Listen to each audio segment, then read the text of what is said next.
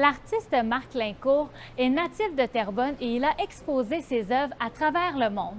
Il est présentement de retour à Terrebonne avec l'œuvre La Grande Vague ou la mémoire de l'eau salée. On profite de son passage pour aller lui parler.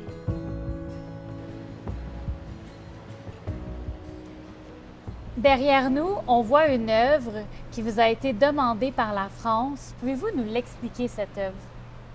On va dire en 2007, la France préparait de leur côté une célébration pour la Fondation de Québec. Il va y avoir 400 ans. Donc, ils voulaient célébrer autant que nous, on célèbre ici. Alors, la délégation du Québec à Paris, moi j'habitais à Paris à ce moment-là, m'ont demandé si j'étais d'accord ou si j'embarquais dans cette histoire-là. J'ai accepté de réaliser cette œuvre-là. Qu'est-ce qu'elle exprime, cette vague-là? C'est une vague qui, partant de La Rochelle, autour de 1608, on va dire, elle a transporté à travers l'océan pour venir jusque sur les côtes ici, les 400 premières familles qui sont venues fonder le pays qui est le Québec. C'est ces 400 noms-là que j'ai choisis, de mémoire, on va dire, parce que des noms de famille, il y en a beaucoup au Québec. Puis, en plus, c'est que j'ai appris par la suite qu'il est venu 12 000 familles de France vers le Québec dans les débuts. Alors, sur 12 000, j'en ai choisi 400. Donc, c'est comme ça qu'il y a eu 400 noms de famille. J'avais travaillé cette œuvre-là à Brouage. Brouage, là, on rentre un peu dans l'histoire, mais Brouage, c'était au XVIIe siècle, au XVIe aussi, même au XVIIIe, un haut lieu du sel, l'or blanc, qu'on appelait à l'époque. Il y a 3 stades dans le sel. Le sel gris, il peut rose lorsqu'il monte à la surface pour L'oxydation. Oui, mais c'est surtout pour prélever la fleur de sel. Et la fleur de sel qui est blanche. Alors c'est gris, rose, blanc, c'est la couleur de la Grande Vague. Le sel a joué un rôle primordial dans la ville de Champlain et dans notre naissance à nous aussi. Donc, les bateaux qui partaient de La Rochelle, qui est à côté, partaient en même temps que le sel. Donc, les cales étaient remplies de sel et puis ceux qui allaient voyager étaient dans le même bateau. Puis j'ai fait la relation entre la naissance, la gestation dans le ventre de la mère, un enfant qui va naître, et le bateau, le ventre du bateau. Le sel, l'eau, le liquide amniotique et tout, et la gestation qui dure des mois sur la mer, jusqu'à la naissance en arrivant au Québec.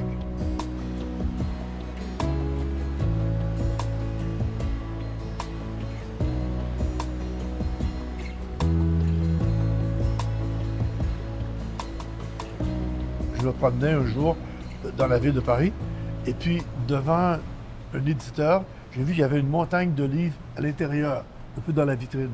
Mais ça n'avait pas l'air d'être placé pour être vendu. Ça avait l'air de... Je ne comprenais pas. Donc je suis entré, j'ai demandé à l'éditeur ou à la personne, qu'est-ce que vous faites avec ça, là?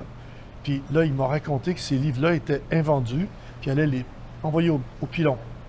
Je veux dire, les détruire. Je trouvais ça malheureux de détruire des si beaux livres. Il y en avait beaucoup, il y en avait plus de 500. Alors, il m'a dit comme ça, si vous les voulez, vous pouvez les prendre. Mais jusqu'à mercredi, il y a un camion qui vient les chercher. L'œuvre est dans l'eau. Ouais. Est-ce que ça vous est déjà arrivé de pouvoir justement l'installer dans un endroit où ça va prendre autant forme, autant une si grande signification? Oui, c'est ça, de sens. Hein. C'est en fait, des 10 endroits où ça s'est installé, c'est l'endroit le plus magnifique ici. Jamais j'aurais imaginé un lieu si parfait.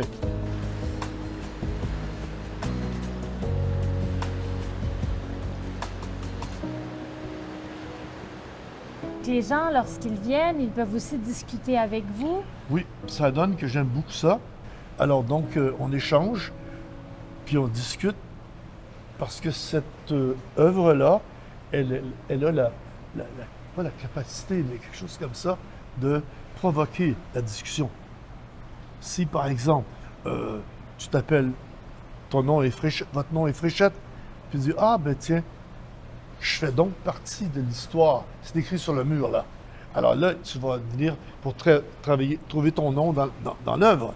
Et puis là, la discussion est commencée. Le livre en question, il était scellé. Puis ensuite, ben, c'est un jeu avec, par exemple, on voit qu'il y a un tissu au fond là. Bon, mais les tissus, c'est... À l'époque, je m'intéressais beaucoup aux tissus comme des textures. Donc, je rapaillais, je ramassais. Ça peut être un chandail ici, ça peut être un linge à vaisselle, ça peut être, bon, des tissus. Je trouvais qu'il y avait une belle texture. Je les enrobais, puis ensuite, le livre était enrobé par un enchevêtrement de lettres qu'on voit comme ça. Tu sais, des lettres, il y en a tout le tour. Puis à travers cet enchevêtrement-là, certaines lettres étaient rehaussées aux couleurs, une couleur différente, pour que le nom apparaisse. Là, on voit roi. Facile, c'est 3 lettres. Mais dans terrien, c'est un peu plus complexe. Mais il reste que les gens doivent travailler un peu pour trouver le nom. Vous avez un nouveau projet qui s'en vient et le théâtre et la poésie vont se rencontrer. Alors, je suis en Iran, puis un ami qu'on m'a présenté me parle d'une poétesse iranienne qui s'appelle Forough Farrokhzad. Je connais pas. Puis il me dit, ah bon, il faut la connaître. Alors il commence à me parler d'elle, mais avec vraiment de la passion. Puis là, je me rends compte que tous les gens connaissent Forough. Plus que nous ici, on connaîtrait par exemple Miron. Je dis, ah bon. Alors le soir, je viens sur Internet pour trouver les poèmes de Forough qui sont traduits en français. Puis je lis. C'est extraordinaire. Vraiment, c'est bon. Alors, je suis emballé par cette idée-là. Je me mets à lire. Puis là, tous les soirs, je lis. Puis il y a une idée qui me vient toujours dans la tête, sans que je le veuille, là. C'est Gaston Miron. Je dis, qu'est-ce que Gaston Miron vient faire avec moi en Iran? Tu sais, Gaston Miron, on le connaît comme ça, mais je veux dire, on connaît sa poésie. Mais qu'est-ce qu'il fait là? Alors, je relis, je comprends pas, mais il rentre dans la poésie de Forough. Alors, je vais sur Internet, puis je sors de là, l'homme rapaillé que je fais copier en papier. Puis j'essaie de comprendre qu'est-ce qu'il est venu faire là. Et puis, je lis Forough, puis là, je me rappelle d'un poème de Miron, je le cherche, puis je le lis. Puis c'est question-réponse. Non, c'est pas possible, là. Ça se peut pas. Alors, là j'ai travaillé. Tout mon séjour en Iran, qui était pour une raison, a été oublié. J'ai seulement lu ces 2 poètes-là pendant que j'étais là-bas. Pendant 1 mois de temps. Puis là, j'avais qu'une hâte, c'était de revenir, me mettre au travail. Alors, pendant une année, j'ai dit on parce que j'avais une assistante,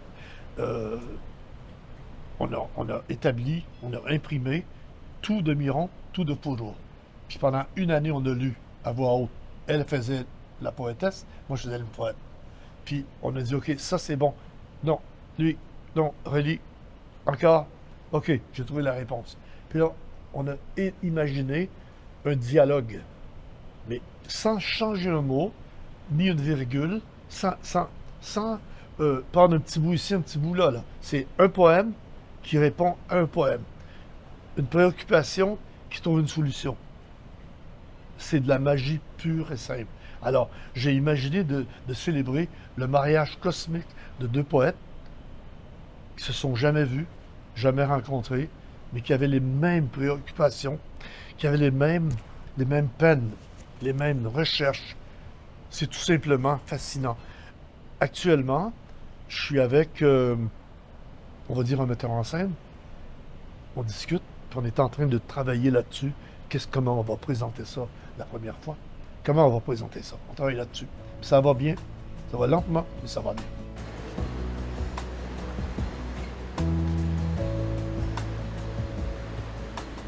Vous avez donc jusqu'au 1er septembre pour venir admirer cette œuvre et discuter avec Marc Lincourt.